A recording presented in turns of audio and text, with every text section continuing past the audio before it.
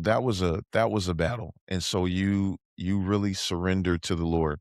But, like, during your walk, have there ever been, like, internal battles that you had that may have kept you from, surrendering fully? Um, I feel I do feel like there have been different times, um, especially when you have ambition, Mhm, you have desires that of success that will at times kind of put um, your your yes on the back burner, you know.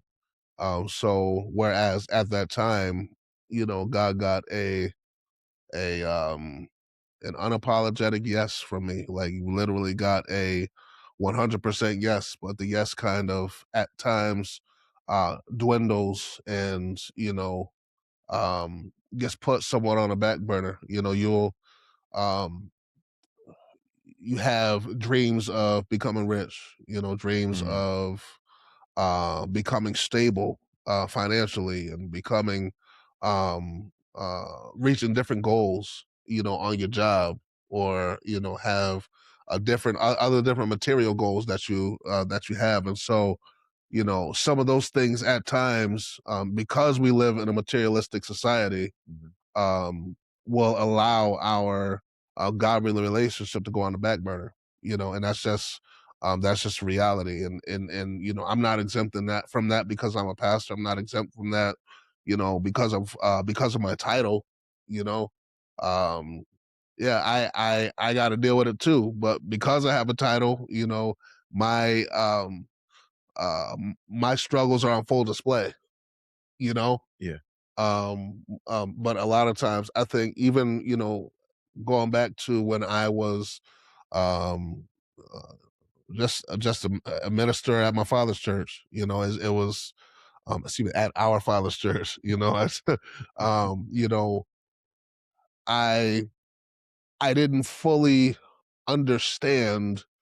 It's like we say we know that the pastor has different things that the pastor's dealing with, but until I got to see it for myself, it didn't really fully resonate with me, and realistically, that's the kind of person that I am. That's the kind of learner that I am. I'm not very um, I can't fully understand it until I can touch it for myself, until I can, yeah, feel it for myself. yeah, That's when, I really learn, how something works. yeah, And so, as I've been pastoring now these 5 years, like I've learned that, different times in my life, different struggles, it really um, it at times makes me question, mm, makes me question, like, Lord, you said that you had me. Like, why are we here again?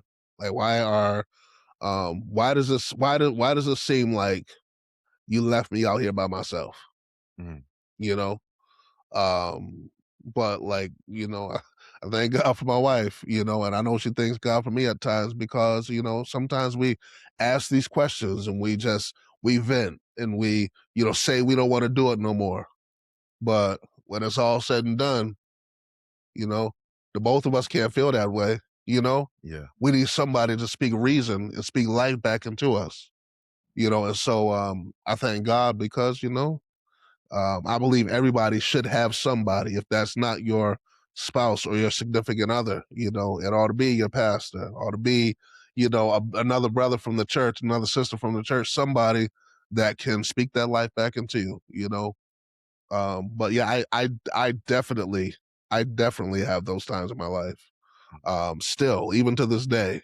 But you know, you just got to make sure you bring it back into perspective. yeah.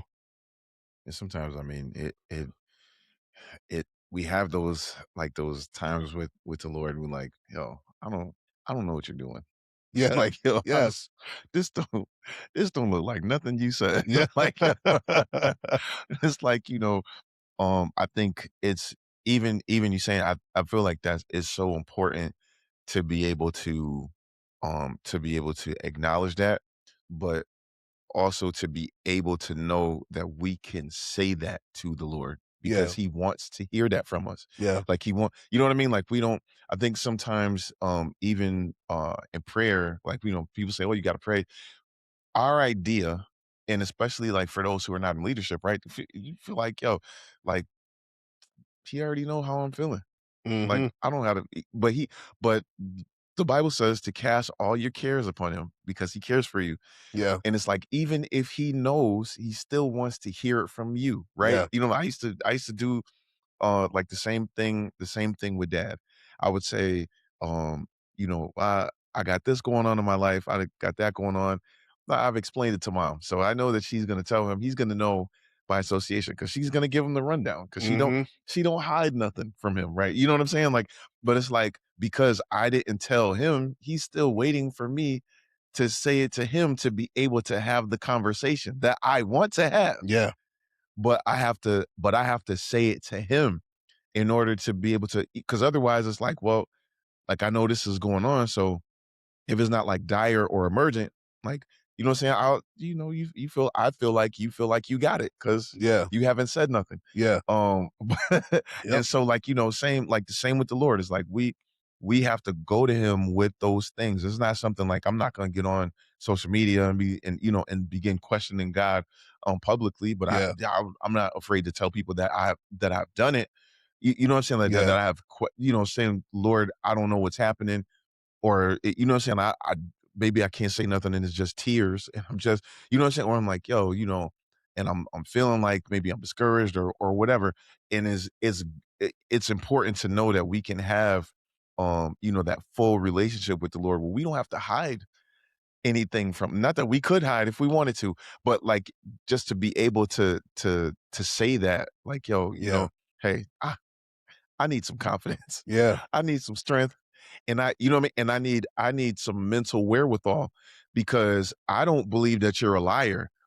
But this, what I'm looking at, it don't look like what you said you was gonna do. That's right.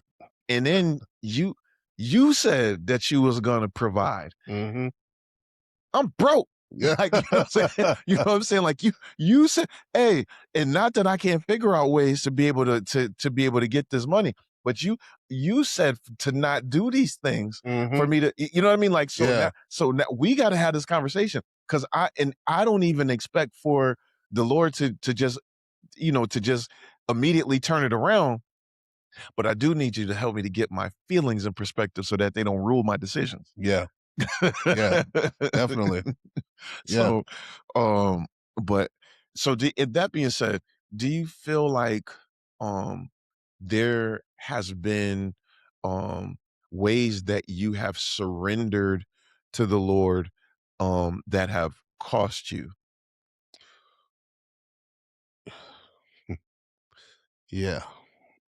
You know, I'll say it like this, like, um, you know, I at times, I'll talk to my wife, I have my own, electrical company, and so um the church that I pastor, we're small at the moment.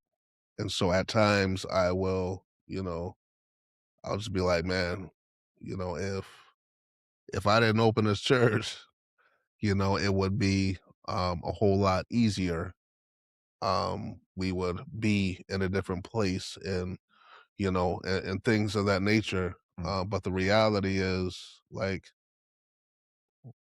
why else would I open a church in the middle of the pandemic when nobody was going to church?